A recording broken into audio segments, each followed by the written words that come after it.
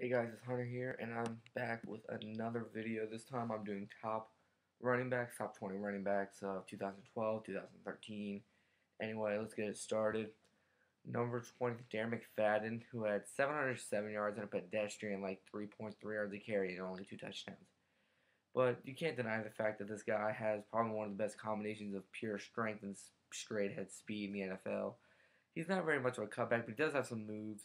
And I think last year he was kind of it's part of a bad situation with the quarterback problems that they had. They have no receivers, and their line's average. And their defense doesn't give their offense many opportunities, meaning they have to throw the ball a lot to keep it up. But regardless, 3.3 yards a carry is just horrible among starting running backs in the NFL. Anyway, let's move on to number 19, Stephen Ridley. He put up some of the best stats in terms of running back in the NFL. He had 1,263 yards, 4.4 yards a carry, and 12 touchdowns, which on paper is really good, and statistically he plays extremely well. But when you watch the games, all the Patriots running backs play extremely well. I mean, they had Danny Woodhead, Shane Vereen played well, and they had so many situational players. I mean, Stephen Ridley, although he had some great rushing statistics, he only had 6 total catches in the season, which it's a running back. They're not supposed to catch the ball very well. But when you have a surplus of running backs like that, and you have one guy mainly run the ball with a dominant offensive line like that, and you have Tom Brady opening it up by his dominant passing game, of course you're going to be able to run the ball with ease. And even still, he only averaged 4.4 yards a carry, which is still, it's pretty good, but it's not way up there. I mean, I'll talk more about that later as we go on. But anyway, let's move on. Number 18, Michael Turner, 800 yards, 3.6 yards a carry, and 10 touchdowns. This guy is a bowling ball when he runs the ball. Guys just bounce off of him. Although he only has 3.6 yards a carry, you have to look at his range of where he carries the ball. He carries the ball in the around the red zone, which is why he has so many touchdowns compared to only 800 yards. So of course he's going to only have 3.6 yards a carry because that's when teams are going to stack the box, and that's when he's going to be running the ball in those short yard situations. So him by getting 3.6 yards a carry is him exactly doing what he's supposed to do: run the ball, short situations. Matt Ryan and Roddy White, Julio Jones get him down the end zone, and he'll finish it off, popping in there for a 2-3 yard touchdown, which is just what he does better than most backs in the NFL. Okay, moving on. Number 17, Reggie Bush. This dude, one of the most electrifying running backs in the NFL. He's extremely quick and he's very fast. He ended the season with 986 yards, 4.3 yards a carry, 6 touchdowns, while also adding 35 total receptions, 292 yards, and an additional 2 touchdowns, which is tremendous. I mean, he's definitely improved since his days in New Orleans Saints, even though statistically he's not doing as well, I guess you should say. I mean, he's putting up more yards and stuff, but the amount of time he's playing in the yards and stats he's getting isn't as good. He's definitely flourished in becoming a running back, and I think he's just gonna dominate in in Detroit. I mean, you have the trio of Matthew Stafford, Reggie Bush, and then you have Calvin Johnson. Calvin Johnson's incredible. I mean, and that's going to make it even harder. How are you going to be able to stop Calvin Johnson than being able to stop Reggie Bush out of the backfield? I just don't see how they can do it. Regardless, moving on, number 16, Steven Jackson. I think this dude is underrated along with the entire Rams roster. But anyway, he had 1,042 yards, 4.1 yards a carry, and 4 touchdowns. This dude is a big running back. He's 6 foot plus, 230, 240 pounds, and he's a mauling running back. He is so dominant in terms of his strength. He can run over practically anybody that is not a defensive lineman. And if you watch film of him, he's a man amongst children when he plays. He's just so physically dominant. Apart from having some minor injuries throughout his career, he's definitely a great running back. Okay, moving on. Number 15, Matt Forte. 1,094 yards, 4.4 yards a carry, 5 touchdowns, 44 receptions, 340 yards, and a touchdown. Pretty good stats. He, I don't know if it was 2 years ago, in which he accounted for 48% of the Bears' total offense, which is remarkable when you have one player pretty much account for half of your offense. You have any running back do that, or any player do that for that matters, is just tremendous. Okay, number 14, MJD, Maurice Jones-Drew. 414 yards, 4.8 yards a carry, and a touchdown. You might be thinking, what's he doing up there so high? I mean, he wasn't even halfway there to 1,000 yards and only 1 touchdown. Well, you have to think he only played 5 games, And the number stands out most to me is he averaged 4.8 yards a carry. When you think about it, they have no passing game. The the receivers did nothing. The only good play they had by a quarterback was Chad Henne one time against the Texans, and the line is okay. But when you have a guy who is the only key component to your offense, the only guy that does anything on a consistent basis, average 5 yards a carry, that's remarkable. Anyway, I think he's a great talent, but he's not one of the statistically good running backs in the NFL. Anyway, moving on, number 13, C.J. Spiller. 1,244 yards, 6 yards a carry, and 6 touchdowns. This dude is extremely fast, and he can break some tackles. But my concern is he's had some problems with injuries and stuff. He's definitely bounced back. And another thing that kind of has me questioning is the fact that most running backs that are elite running backs don't have a spell back, where they can, like, this guy can play half the game, then have a guy come in and tire out the defense, and he can come in and he can tire him out. I'm not saying C.J. Spiller has it easy, I should say, but he does have Fred Jackson help him out a lot. But even still, you can't deny he had 6 yards a carry, which is absolutely tremendous. All right, number 12. This one's probably going to surprise people. Number 12, DeMarco Murray. 663 yards, 4.1 yards a carry, and 4 touchdowns. You might be thinking, okay, there's no way you can defend it. There's no way. I mean, he's the starting running back for the year the Cowboys had the least amount of rushing yards in franchise history. You can say it all you want, but bottom line is, you watch film, this dude broke 2 or 3 tackles just to get the line of scrimmage. I mean, the line was atrocious. I mean, you can't blame him. He was extremely good. When he got to the second level, he made guys miss, and he made them look silly at that. Like, it's not like, oh, that was a good cut. No, he made them look horrible. He made them look like they were just undrafted free agents, not knowing a clue what they're doing on the NFL football field. Anyway, moving on. Number 11, Dougie Martin. 1,454 yards, 4.6 yards a carry, 11 touchdowns, 49 catches, and 472 yards. I feel kind of bad rating him this low, but I just kind of want to see more out of him. I mean, he was very good. Don't get me wrong. But from the other 10 guys on the list, I think they did better. I mean, he certainly did well in the passing game as well as the run game. I mean, 4.6 yards carrying, double-digit touchdowns while almost getting 500 yards as a running back. I mean, what else can you do?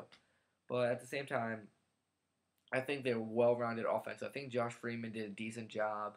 They have Vincent Jackson, who was absolutely, like, when they needed a touchdown, they needed a big play, Vincent Jackson was there. They still have Mike Williams accounting for a lot going on. They had Dallas Clark, and I think they had a very good offensive line, and that really made it it was easier for Dougie Martin to flourish as a rookie running back. Anyway, moving on, number 10, Darren Sproles. 244 rushing yards, 5.1 yards a carry, and only 1 touchdown. How's he this high? He played the entire season. 75 catches, 667 yards, and 7 touchdowns, 7 receiving touchdowns. This dude most likely only came around in the third down back, and the fact that he got so many receptions, I mean, 75 receptions out of the backfield is amazing. And not only this, the guy was a returner for the team, and he was a good one at that. Like, he's probably like top 5. And even still, he only got 244 rushing yards, but he still managed 5 yards a carry. This dude did everything for this team. I mean, the fact that he was able to catch the ball so well out of the backfield, and then when they caught him off guard by, like, oh, he's in there, they're going to throw the ball. Then they run the ball, catches him off guard, making it easier for him to get 5 yards a carry. And this dude is so elusive. I mean, he's 5'6", 180 pounds, and he's so quick, and he's so small, and it's so hard to catch him. It's like a little chicken running around the field, except 10 times faster. And number 9, Ray Rice. 1,143 yards, 4.4 yards a carry, and 9 touchdowns. I think he's one of the best all-around running backs in the NFL, but the reason why he's only number 9 is because when the Ravens were playing extremely well in the playoffs, this guy wasn't doing anything really. I mean, they had Bernard Pierce carrying probably 50% of the balls compared to Ray Rice in the postseason, which you think you want your dominant, your best running back carrying the ball, but when you share with a rookie, that kind of questions everything about this player. Anyway, number 8, Lesean McCoy.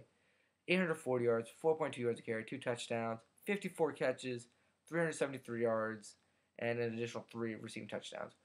This dude, I think he was put in a very bad situation last year. I mean, the team gave up. Michael Vick was playing horrible, and so was Nick Foles. I mean, he had a couple decent games, but at the end of it, when people started figuring out what he was doing, he was playing crap. The receivers weren't trying.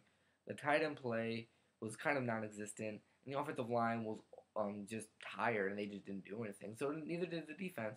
But the fact that this guy still managed to play pretty well, I mean, he didn't get 1,000 yards, but he still played very well in terms of watching it. Like, you watch him, and he just did extremely well. Like, he didn't put up the stats, but he definitely did well. Anyway, moving on, number 7, Trent Richardson. 950 yards, 3.6 yards a carry, and 11 touchdowns. 3.6 yards a carry that's kind of pedestrian. But the fact that he's the only thing going for the Browns, the only thing, they still managed to get the touchdown, get 11 touchdowns. You can watch the run where he had against the Bengals, where he broke 3 or 4 tackles inside the 5, spun off one guy, and got in the end zone like it was nothing. This kid is seriously going to be dominant in the next 5 to 10 years to come. Anyway, number 6, Frank Gore, 1,214 yards, 4.7 yards carry, and 8 touchdowns. This guy is totally, like, people don't understand how key he is to the 49ers' offensive success. I mean, sure, you have Colin Kaepernick and then Alex Smith during the beginning of the season, but Frank Gore, he made his offense go. He grounded and pounded the hell out of the defense. And moving on, number 5, Jamaal Charles, 1,509 yards, 5.3 yards carry, and 5 touchdowns. Man, this dude is so fast. And I think the signature thing about him, I don't know if many people see this, but when you see him and he gets in the second level, he dips his head down and he just takes off. He dips his head down, he gets in a sprinter mood, and he just goes, and he outruns everybody. He's so electrifying, he's so fast. And same thing going with him.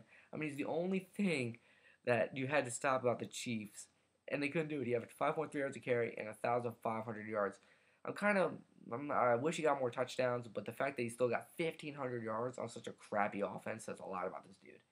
Number 4, Alfred Morris, 1,613 yards, 4.8 yards a carry, and 13 touchdowns. Easily the best rookie running back of last season in terms of performance and stats.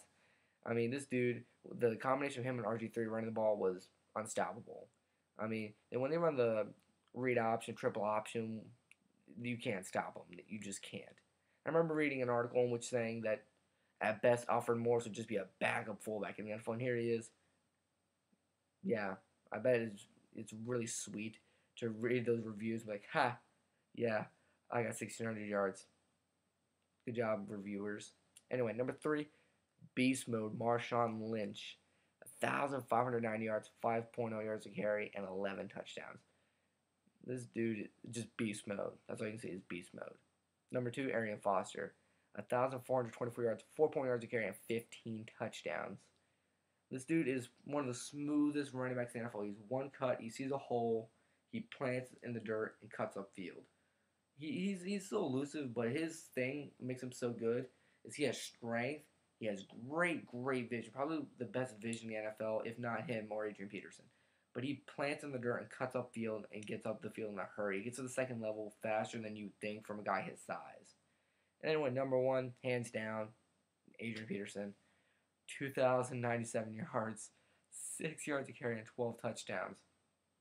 I mean, what else could you want? I mean, they went 10-6, and he dragged his team and the opponents on his back to the playoffs. I mean, I think that's the best thing to say about it. He dragged his team, and because the team was holding him back. And with the team holding him back, he had defenders trying to tackle him. He dragged them with him. I mean, this dude is incredibly fast and incredibly strong. He has tremendous vision, great football work, incredible balance, and just pure dominant strength. I mean, he can truck linebackers. He can truck defensive ends. He can juke guys in secondary. I mean, this guy is just remarkable all around. The fact that they played so well with an okay offensive line, a good tight end. I will say Kyle Rudolph is a good tight end, but he didn't do as well as I thought he would have. Christian Ponder did nothing for him, and they had 0 receiver play. 0. I mean, Percy Harvin, sure. That guy was just, he was a bit of a punk. I mean, he kind of cried a bit on the sidelines and yada, yada, yada. And now he's reunited with Sidney Rice and the Seahawks. Well, good for him. But hands down, Adrian Peterson, top running back in the NFL. Anyway, thanks guys for watching my video. Like, subscribe, leave a comment. Ask me anything else you want to see, any other video, top list, or anything you want me to talk about. That's cool. I'll do anything. I'm open up to suggestions. Anyway, thanks guys, and see you around.